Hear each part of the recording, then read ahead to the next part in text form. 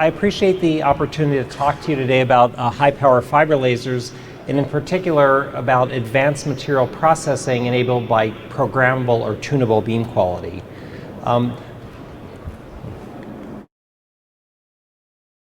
By way of motivation, it's been known for many years that laser-based materials processing performance depends on the beam characteristics, the size, the shape, the divergence, and optimizing these characteristics is critical for precise control of heat deposition into the workpiece. Various optimum beam shapes, such as Gaussian, flat top, ring, etc., have been identified for various applications. Unfortunately, most lasers have fixed beam characteristics. And so various technologies have been developed to enable tuning of the beam. What these have in common is that they have demonstrated the utility of beam tuning, and they've even been adopted in some applications. But in general, they increase the complexity and cost and/or degrade the performance and reliability of the tool. And so most tools today still use a fixed beam and suffer from non-optimized performance, a lack of process versatility, a limited job mix on a given tool, and that can force a manufacturer, a shop, to have to purchase multiple tools.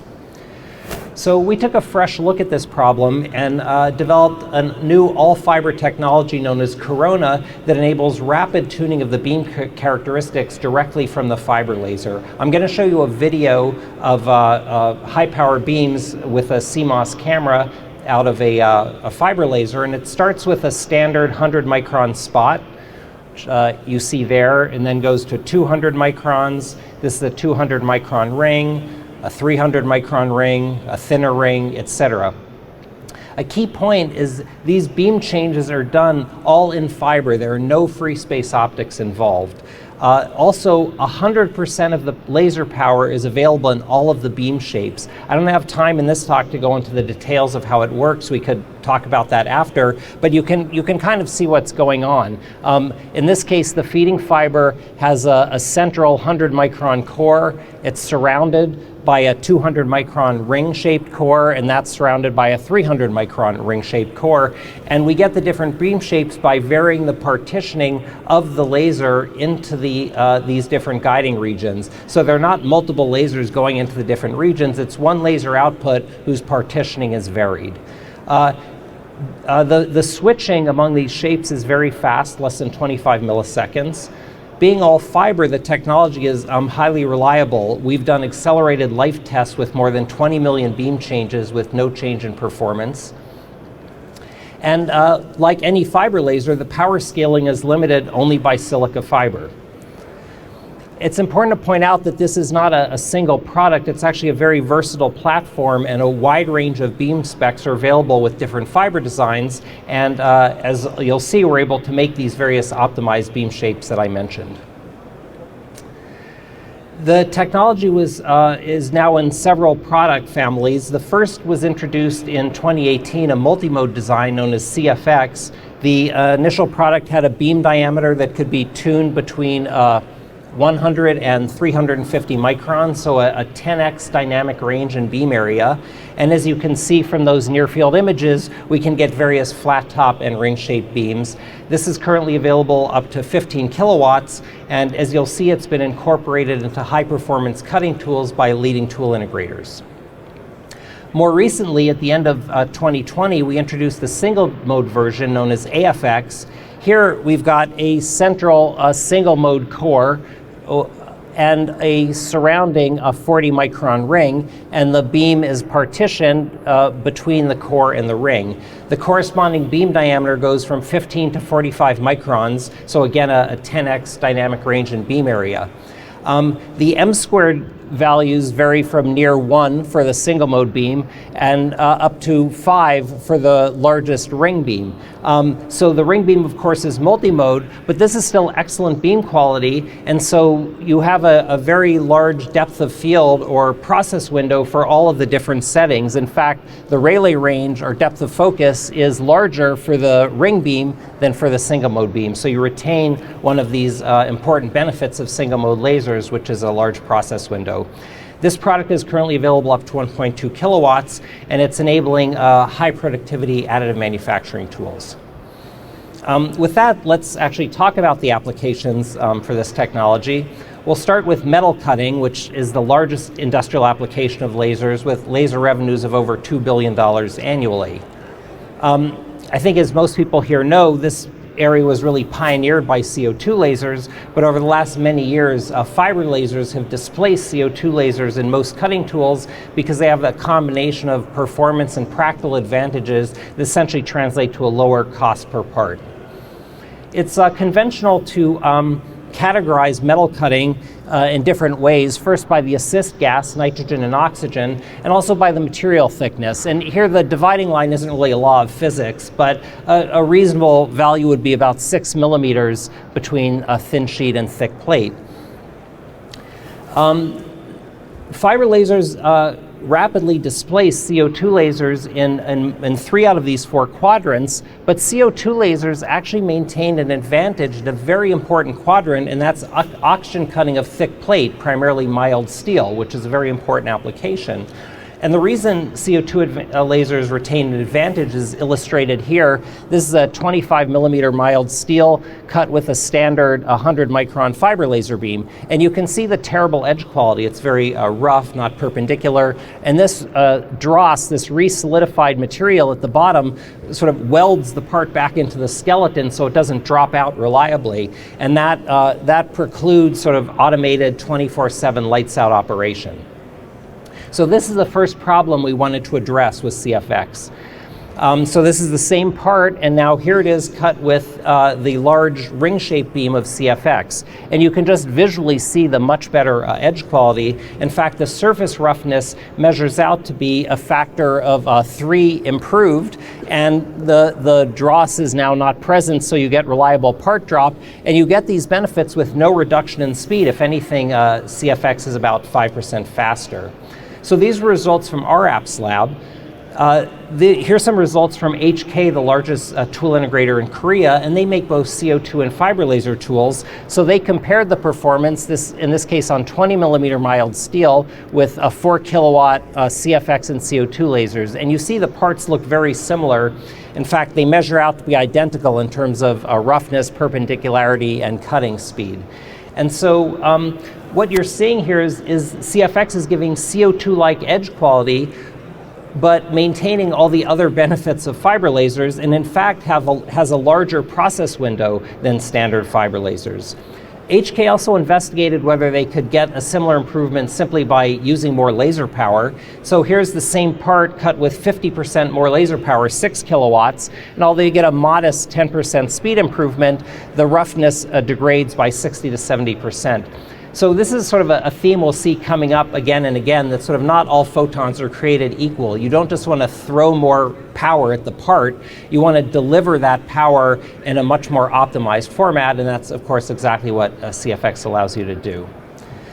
So I've been really concentrating on this quadrant, the thick oxygen cutting of thick mild steel. What about the other quadrants? Well, the other most important one would be nitrogen cutting of thin sheet. Here's where fiber lasers really excel because they give very high cutting speeds. And so CFX reproduces the standard 100 micron spot of normal, standard fiber lasers and thus retains that well-known performance. Nitrogen cutting of thick plate is a little bit more subtle. You still get the fastest speed with the smallest beam. But several integrators have found that by going to a little bit larger beam, you get only a small speed penalty, but can noticeably increase the edge quality, which is important for many applications. Here's an example from Cincinnati, another tool integrator and early adopter of CFX, comparing 19 millimeter aluminum cut with 4 kilowatt CFX, and even with 6 kilowatt standard fiber laser, they couldn't get as good edge quality. Finally, for completeness, this last quadrant isn't very interesting. Oxygen cutting of thin sheet, oxygen's kind of doing all the work. It's not very sensitive to the beam. So having solved the thick plate problem, we wondered, can we do even better? And in particular, we went back to this thin sheet quadrant where a lot of sheet metal cutting is done and where fiber lasers really excel. Here it's known that if you go to a smaller beam, you'll be able to cut faster, but most tools don't do that. They use 100 microns because they don't want to give up on cutting thick material. But we've solved the thick cutting problem with these larger ring-shaped beams. And so we recently introduced a new version known as Mach Ultra, which keeps the large ring-shaped beam, but now offers a 50 micron spot for the small beam. And so this gives you 4 times the power density. And so we validated the performance on 3mm stainless steel nitrogen cutting. Here's the cutting speed versus power using just a standard 100 micron fiber laser, and the speed goes up with power like you'd expect. Here's the same part cut with the 5 kilowatt Mach Ultra, and you can see that we equal the 8 kilowatt cutting speed with only 5 kilowatts of power. The ability to use less laser power and get the same cutting speed has very significant implications in terms of cost, not just the upfront cost, but the recurring costs of operating the tool. Of course, we retain the CO2-like cutting performance for the thick, mild steel with these large ring-shaped beams. So in summary, if we sort of refresh this matrix, we see that CFX really becomes the laser of choice in all of the quadrants because this no compromises performance is enabling much more versatile or universal cutting tools. Moving on to welding, metal welding is the second largest industrial application of lasers with revenue approaching $1 billion a year. The ability to partition various amounts of power from the core into a ring allows you to control the weld penetration and depth, as you can see from these cross sections of bead-on plate welds, all performed at the same power level, the same speed, and you can see you go from a more keyhole-like weld here to a more conduction-like weld over here. The ability to control the penetration and depth allows you to significantly reduce the deleterious effects of spatter, porosity, and cracking. We'll look at spatter. Here's a mild steel powertrain component being welded by a standard fiber laser, and you can visually see all the spatter particles coming off the weld. Spatter creates several problems. First, it has material loss from the weld, which reduces the weld quality.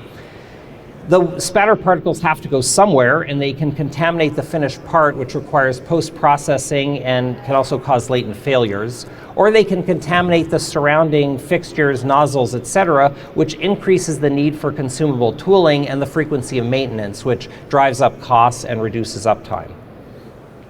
Spatter is caused by keyhole instability. The high-intensity laser beam creates this vapor channel in the material, which can, because of surface tension and other effects, periodically close and then explosively reopen, generating the spatter particles. Here is the same part now being welded with a CFX with, in this case, 50% of the power partitioned into the ring. And you can just visibly see how much the spatter is reduced. The reason this happens is because the power in the ring sort of opens up the top of the keyhole and prevents it from closing, and so as you saw, the spatter particles are much less numerous. What you didn't see is that they're also smaller and thus adhere less strongly to the part and easier to remove simply by brushing. So CFX is providing higher productivity in two ways, both increasing the laser power, that is the speed, without excessive spatter, and eliminating or reducing post-processing steps. The last application I'll discuss is additive manufacturing. As I think many of you know here, AM offers previously unimaginable production capabilities. And although not all AM tools are laser-based, lasers have the potential to be a key driver of this revolution. Laser powder bed fusion in particular offers a unique combination of high part quality, fine feature size, and a wide choice of materials. For those of you not familiar with it, you have a powder bed and you use the laser to solidify the material you want to remain in the part, drop the bed, a new layer of powder, and you cycle through and build the part up layer by layer. The problem is that LPBF is slow. The productivity is very limited, and that leads to a high part cost and has prevented widespread adoption of LPBF for series or high volume production. So that's the problem we want to solve with the tunable beam shape. So let's talk about the need for spatial control and AM tools. A typical part has both fine scale features and large scale features. And so LPBF tools use single mode lasers to achieve the fine scale resolution to create the fine scale features. Because of course a single mode laser has a nearly diffraction limited Gaussian beam and gives you the smallest spot size. But it's exactly this small spot size that limits the productivity when you want to build the bulk parts. And so ideally what you'd like to do is be able to switch between the single mode beam for the fine features and the larger spot sizes to increase the net build rate. But that's size. What about shape? Is the Gaussian beam the best choice for the larger beams? And it turns out no. The peaky Gaussian beam shape produces highly non-uniform heating, and in particular the portion of the beam that is above the melt threshold in the middle leads to excess heating, a high vapor pressure, which creates spatter, soot, and porosity, and you can see the spatter here in the picture from an LPBF tool. So what is the optimum beam shape for the larger beams? Well, for that, you really want to look at the temperature profile in the material, and the peaky Gaussian beam gives you a very peaky temperature profile. So one might think a flat top beam would be better, and indeed a flat top beam does give you a flatter temperature profile, but the temperature profile tends to be peakier than the beam itself because of thermal transfer laterally in the powder. So to flatten the temperature profile, you want to push some of the power from the middle of the beam toward the edges, going to a more ring-shaped profile. Now, you don't necessarily want a pure ring beam. The optimum beam shape really depends on the thermal conductivity of the material laterally into the substrate, the size of the beam, the power level, the speed, etc. So you really want to be able to sort of adjust the intensity profile between this flat top and the ring, and that's of course exactly what AFX does. We have the single mode Gaussian in the middle, the 40 micron ring, and we can tune that partitioning to optimize the thermal profile. The performance and benefits of AFX have been demonstrated and quantified by tool integrators and research labs, and I'm just going to show you a snapshot of some of their results. Here's some results from Econity 3D, and they were looking in this case at a titanium alloy, and they found a 7.8 increase in the build rate while maintaining excellent material quality when using AFX. This is not, a 10 or 20% effect or even a factor of 2. This is nearly an 8x increase in productivity. It's really a game changer for the economics of additively manufactured parts. In other work, Econity demonstrated the ability to control the microstructure and thus the material properties locally, in this case on Inconel. And I don't have time to go into the details, but the heating profile changes the microstructure, and what they found is that then within a part of a given material you can have different regions with different properties and thus different functionality. This is really a revolutionary capability that it will be explored a lot in the coming years, and it's a technology they call 4D printing. Here's some results from the Technical University of Munich looking at stainless steel, and they plot a power and scan speed, and the points show where they get good material quality. And so what you want to do is increase the power so you can increase the scan speed, but you can see the process window sort of closes up and you're limited what you can do, and the effect is shown here. When you put in too much power in the Gaussian beam, even if you try to go fast, you get this deleterious balling effect. What they found with the ring-shaped beam, in this case with some power in the middle, they were able to increase the power, increase the scan speed, open the process window while maintaining excellent material quality. They also showed the same ability to control the microstructure, in this case of aluminum, but I won't go into that now. And so AFX is really enabling a new generation of high productivity AM tools, and you can hear more about this in a talk by Rob Martinson, our CTO, tomorrow at 2:40 p.m. in the AM application panel. So with that, I hope I've shown you that the Corona technology with the beam tuning is a real breakthrough in fiber laser capabilities because of these optimized beam profiles that can be tuned on the fly, and the all-fiber design overcomes the limitations of previous approaches. The technology has been widely recognized by various innovation awards, and more importantly, we've seen significant advantages for all the major industrial application of lasers, and this technology is now in a number of tools. And with that, I'd be happy to take any questions.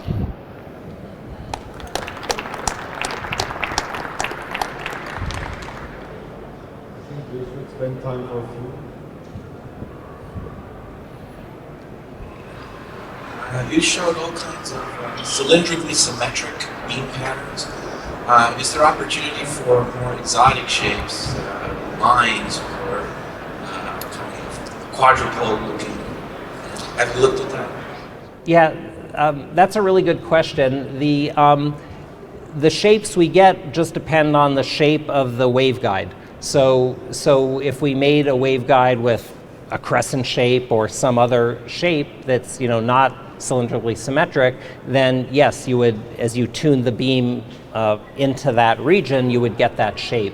So we don't currently have any products that are non-cylindrically symmetric, but it's you can make those shapes just by the design of the waveguide.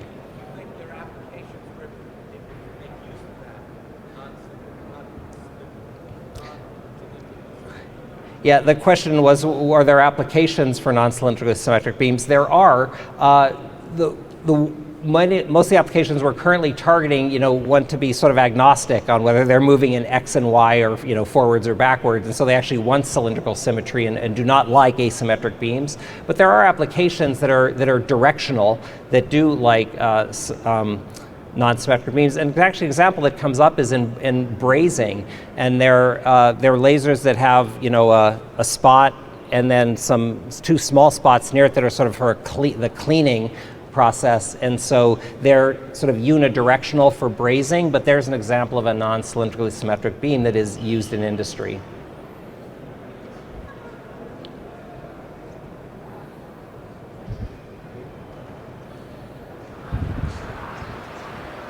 Thank you very much for the nice talk. My question would be referring to welding application particularly.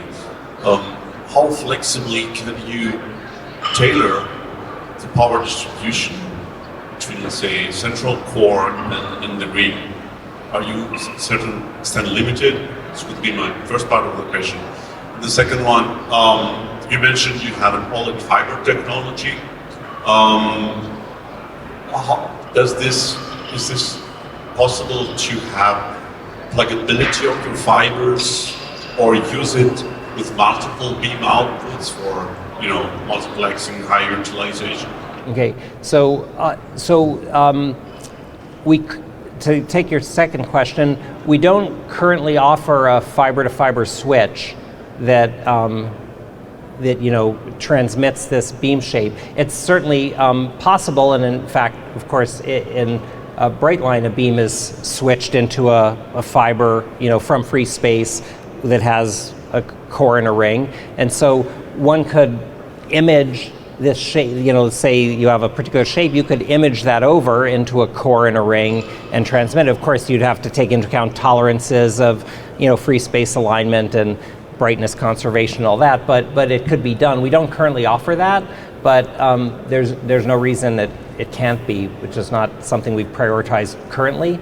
And I forgot the first question. Oh, the control. Yeah, it's quite, it's very reproducible, and in fact, in these 20 million accelerated tests with 20 million cycles, we found that the beam, sort of the measured, calculated beam shape, you can't sort of characterize the beam that well by one number, but if you do the standard second moment calculation of the beam size, it was staying within a few percent over 20 million cycles for all the different settings. So you have very good precision and stability on that shape. My question was basically, if you say I want to set 70% in the ring and 30% in the core, can you program that? Yes, and we don't actually, so yes, we can choose, and what we found is that we actually make those choices digitally selectable. We don't actually put sort of an analog knob. And we did that for two reasons. First of all, these lasers can go into very electrically noisy environments. And so if there was an analog signal that was sort of picking up noise, you'd have the beam sort of changing over a variety of time scales. And second, we found that most of these processes are in the process window often goes up when you choose the right beam shape, and so you're not hypersensitive to, you know, a percent change in the power division.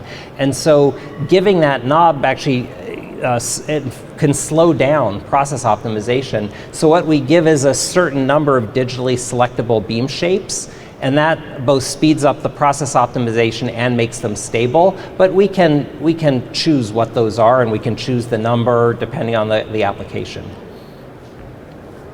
Okay, so thank you very much. We are a bit losing time, so thank you again. And for more questions, you can ask later.